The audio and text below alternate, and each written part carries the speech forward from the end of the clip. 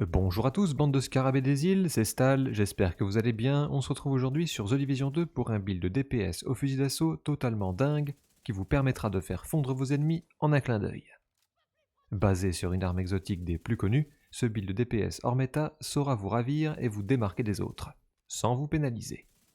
On check tout ça juste après l'intro, donc ça vous laisse le temps de vous abonner et d'activer la cloche des notifications. Let's go!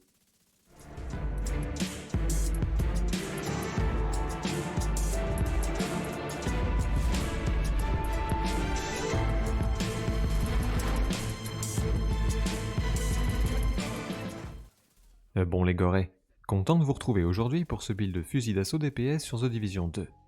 Vous vouliez des builds? Pas de panique, le roi du hors-méta est de retour pour votre plus grand plaisir. Vous l'avez vu dans les images, le build de DPS du jour est basé sur l'une des armes les plus folles de The Division 2, à savoir le caméléon.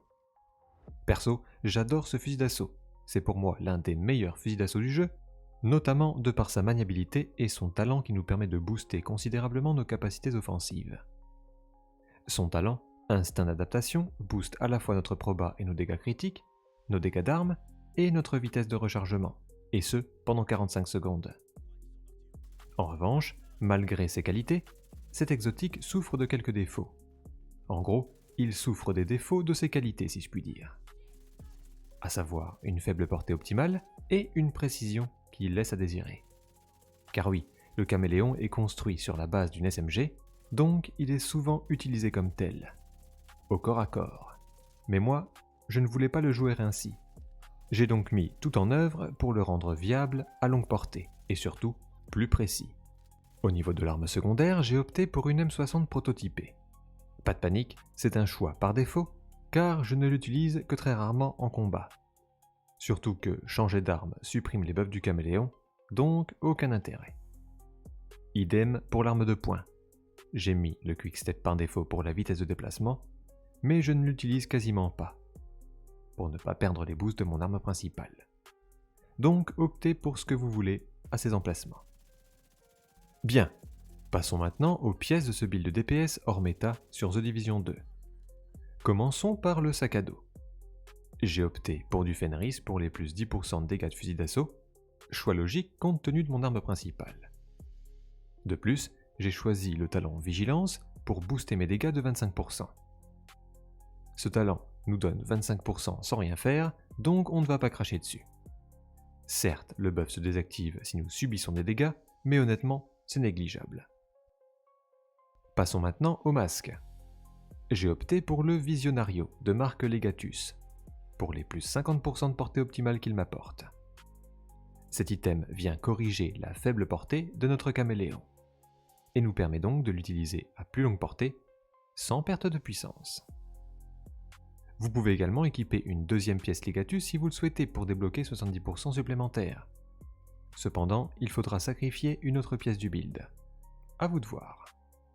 Ensuite, je suis parti sur le holster nommé dans le 1000, de marque Urban Lookout.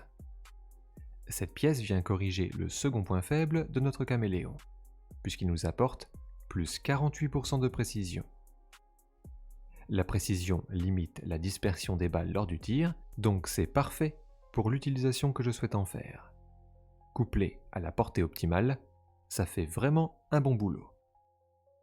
Passons ensuite aux gants conquérants, qui viennent booster encore davantage les dégâts de notre agent, grâce à leur talent maillon faible. Ce dernier augmente nos dégâts de 30% contre les ennemis, en fonction de leur rang hiérarchique. Les différents tiers sont inscrits dans le talent, donc si vous avez besoin de lire, je vous laisse mettre la vidéo en pause. Enfin, concernant les deux dernières pièces, j'ai opté pour du Unitalloys pour débloquer la cadence de tir ainsi que les dégâts de fusil d'assaut. 20% c'est quand même très sympa, donc je ne voulais pas passer à côté. J'ai choisi les genouillères, totalement rouges et offensives,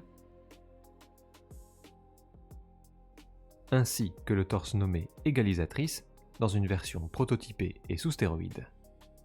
Comme vous le voyez, le torse n'est pas dégueulasse, pas parfait, mais quand même très propre.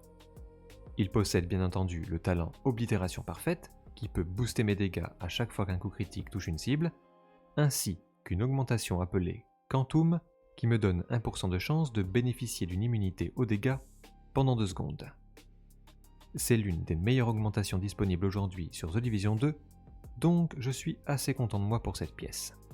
Au niveau des compétences, j'ai opté pour l'abri intelligent de précision afin d'augmenter le maniement d'armes ainsi que les dégâts sur cibles non abritées. Ces boosts s'appliquent aussi au groupe, donc c'est pas mal pour les copains. Cette compétence est redoutable, donc je vous conseille vivement de l'utiliser et d'investir dans son expertise.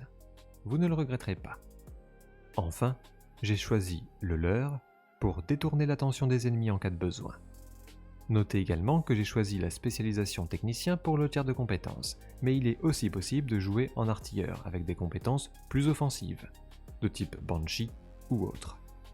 C'est en fonction du style de chacun, donc surtout, modifiez ce build comme bon vous semble, et faites-moi des retours en commentaire les amis.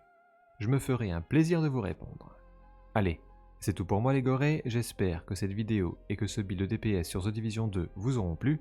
Si c'est le cas, partagez mon contenu autour de vous, lâchez le petit commentaire, le like et surtout abonnez-vous pour faire partie de l'armée des gorés.